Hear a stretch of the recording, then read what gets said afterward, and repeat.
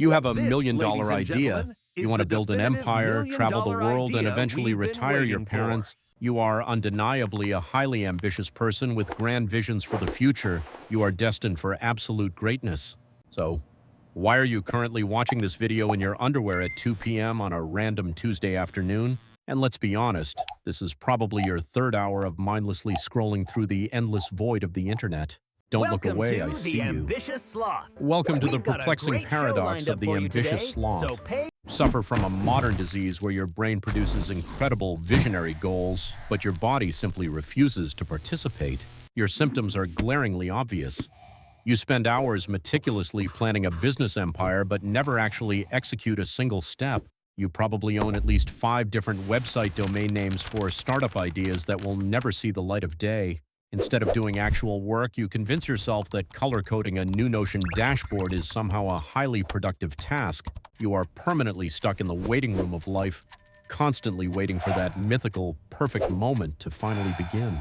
But let me spoil the ending and for here you. we have it. That perfect moment is caught on perpetually stuck camera. in traffic and it's never arriving.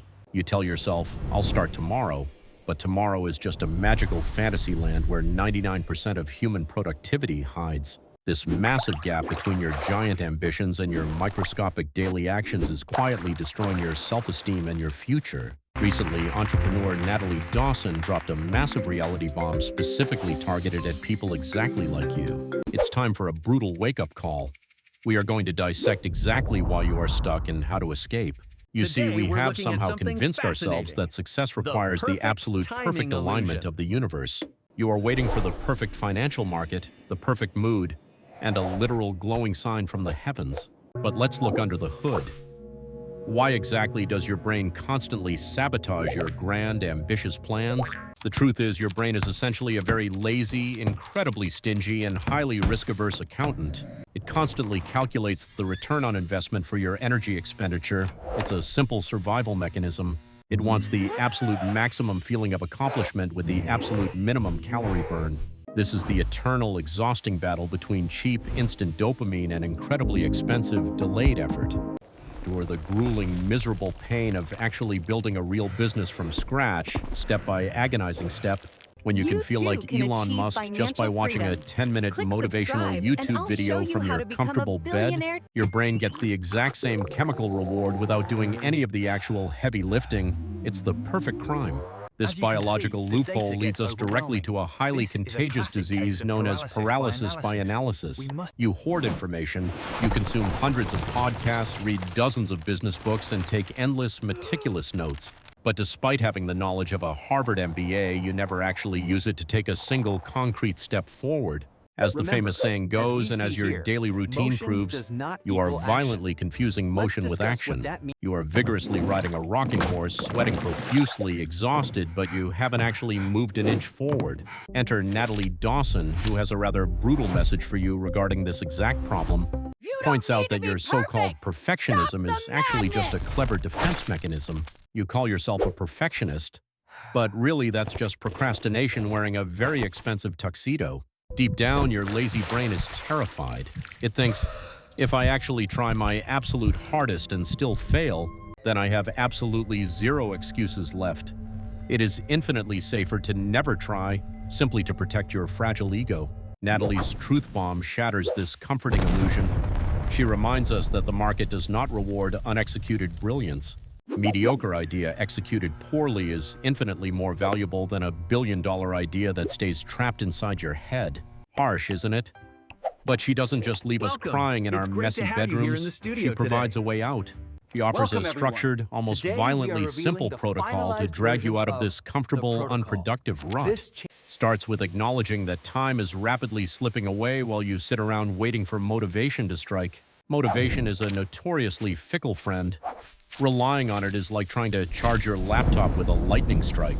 Instead, Natalie preaches the cold, hard, reliable religion of discipline and structured, unbreakable habits. So if you are finally tired of disappointing yourself every single week, it is time to enter step 1 of the Natalie protocol. We call it the audit. Prepare yourself, get a pen, because this first step is going to seriously hurt your feelings. Step 1 of Natalie's protocol is the honest audit. It's time to treat your daily habits like an active crime scene. You need to put yourself on the witness stand and ask a terrifying question. Where exactly did my time go today? You have to become a forensic accountant of your own life, digging ruthlessly through the trash of your daily routine.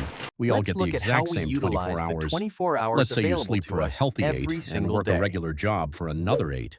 That leaves a massive 8-hour gap.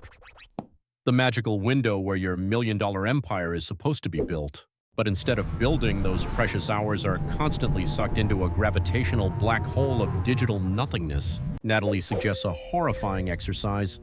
Open your phone right now and look at your screen time report. Being 4 hours on social media right next to 10 minutes on productivity is a very special kind of psychological pain. It forces you to confront the ugly, undeniable truth. You aren't lacking time, you are actively wasting it. Think about it. Time is vastly more valuable than money, yet you treat it like meaningless spare change. If a stranger walked up and stole $500 from your wallet, you would be absolutely furious. But you happily hand over 5 priceless hours of your life to a glowing rectangle, and you smile while doing it. The audit requires you to track every single hour for 3 days. No lying, no hiding, just raw, painful data. It's going to sting like ripping off a hairy Band-Aid, but you absolutely cannot fix a problem you refuse to acknowledge. Once you see the gruesome reality of your time debt, you are finally ready for step 2, cleansing your environment. Now that you are thoroughly depressed by your time audit, welcome to step 2, the environment cleanse. The first rule of this cleanse is accepting a brutal truth. Willpower is a complete biological myth. Brain is inherently weak. If you place a delicious sugary donut directly in front of me, I am absolutely going to eat that donut. It is a biological inevitability. The exact same rule applies to your work. If you put your smartphone on your desk while trying to focus, you're going to scroll. You are setting yourself up for guaranteed spectacular failure. Natalie emphasizes a core philosophy.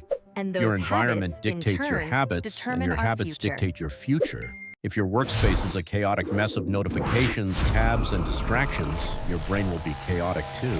So we must cleanse. You need to engineer a physical environment where failing is simply harder than succeeding. This means putting your phone in a completely different room or inside a literal physical lockbox while you work. It means brutally deleting every single app that stole hours from you during your time audit. No mercy. You have to introduce massive friction to your bad habits. Build a metaphorical brick wall between you and the couch. And conversely, you must remove all friction from your good habits. Want to read more? Put the book directly on your pillow. Make the right choice the absolute easiest, laziest choice available to your deeply flawed human brain. Once your environment is purified, you are finally ready for the magic of step 3, micro-commitments. Welcome to step 3. This is where we officially outsmart your brain using micro-commitments. You usually set goals like, I will write a whole book this weekend, despite having not written a paragraph in years. Sprint off the starting line with massive enthusiasm and then completely burn out and quit by Tuesday.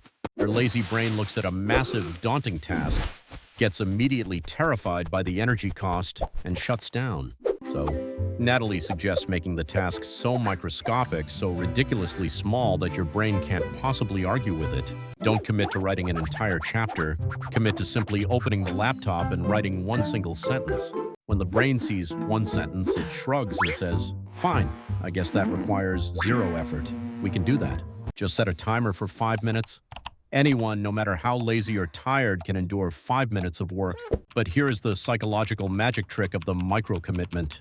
Once you start typing, you break the friction of getting started. And usually you just keep going past the 5 minutes. It's literal physics. Newton's first law states that an object in motion tends to stay in motion. Your 5 minutes of effort is a tiny, pathetic snowball sitting at the top of a very steep hill. But as it rolls, it gains massive momentum, eventually becoming an unstoppable avalanche of productivity. Consistency always beats intensity. A brick a day builds a castle. 100 bricks in one day just breaks your back. By mastering the micro-commitment, you have officially bypassed your brain's laziness defense system. But before you start, we need to address your absolute favorite, most heavily used excuse. We're still whispering to yourself, I will start when the time is exactly right. Imagine a magical Tuesday where you are perfectly rested, highly motivated, and the market conditions are flawless. Let me tell you a brutally honest secret. The stars are never going to align for you. If you wait for the perfect conditions to start your business or your fitness journey, you will simply be waiting until you are dead. Life is inherently chaotic and messy. This brings us to Natalie's next major paradigm shift, the undeniable power of messy action. You can spend 10 years designing the absolute perfect, flawless luxury cruise ship in your mind, but the guy who hastily tied 3 logs together and pushed off the beach is already halfway across the ocean. Messy action, full of mistakes and embarrassments, beats perfect inaction every single time. You have to give yourself permission to be absolutely terrible at something new. It's the only way to start. Your first video will be awful, your first business will probably lose money, your first workout will hurt, and that is exactly how it is supposed to be. That embarrassment is simply the price of admission to success. Stop reading endless books about how to lay bricks perfectly and just go lay a single crooked brick in the mud. Because a crooked wall that actually exists is infinitely better than a flawless castle that only lives in your imagination. Let's dig a little deeper. Why are you so obsessed with perfection in the first place? Usually boils down to a deeply rooted, absolutely paralyzing fear of failure. Brain does the math. If I give 100% effort and still fail, it proves I am not special. But if I never actually try, my potential remains flawless and untouched. My ego is safe. This is the ultimate self-sabotage. You are protecting your fragile ego at the cost of your actual life. You lock yourself inside a comfortable prison, convinced that you are keeping the bad things out. Natalie Dawson's approach demands that we completely redefine the word failure. Failure is not launching a business that goes bankrupt or tripping over your own feet in a marathon. True failure is sitting on your couch for 6 months, watching other people live the life you wanted. To break this paralyzing fear, you need to treat failure like exposure therapy. Have to actively seek out things you are terrible at and learn to laugh at your own clumsiness. When you finally take action and fall flat on your face, you aren't damaging your worth, you are collecting data. Every single mistake, every embarrassment, and every rejected proposal is just another raw data point. And if you collect enough of those painful data points, they eventually stack up into a staircase straight to success. Stop trying to protect an ego that hasn't actually achieved anything yet. Go out and fail. So you've audited your time, cleansed your environment, and accepted failure. What now? Natalie presents the ultimate practical blueprint, the 90-day reset challenge. First, you must pick exactly one goal, not 5, not 3, just one single goal. Multitasking is a seductive lie. As the proverb goes, when you chase 2 rabbits, you catch 0. Second, strip away all the noise, put the phone in the lockbox, close the endless tabs. Third, apply your 5-minute micro-commitment to that single goal every single day.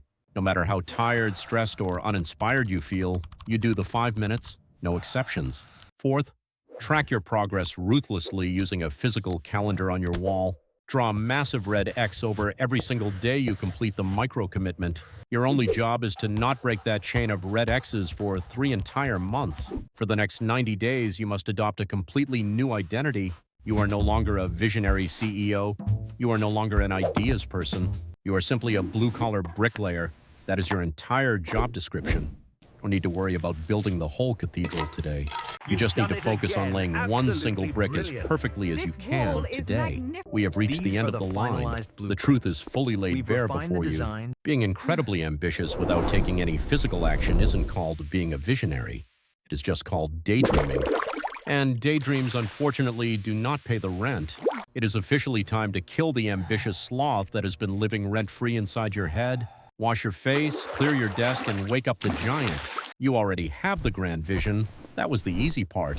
If you follow Natalie's protocol, audit your time, cleanse your environment, and start laying bricks, you will become truly dangerous.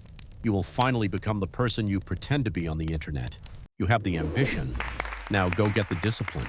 Want you to close this tab right now and go do your first 5 minutes of work. Seriously, turn the video off. Get to work. Wait, hold on. Actually, turn it back on for 1 second. Before you dramatically change your life, please hit the like and subscribe button. Because even though I'm teaching you brutal discipline, I still have YouTube algorithm metrics to meet. Big thanks to Natalie Dawson for the reality check. Now go build your empire. See you next time.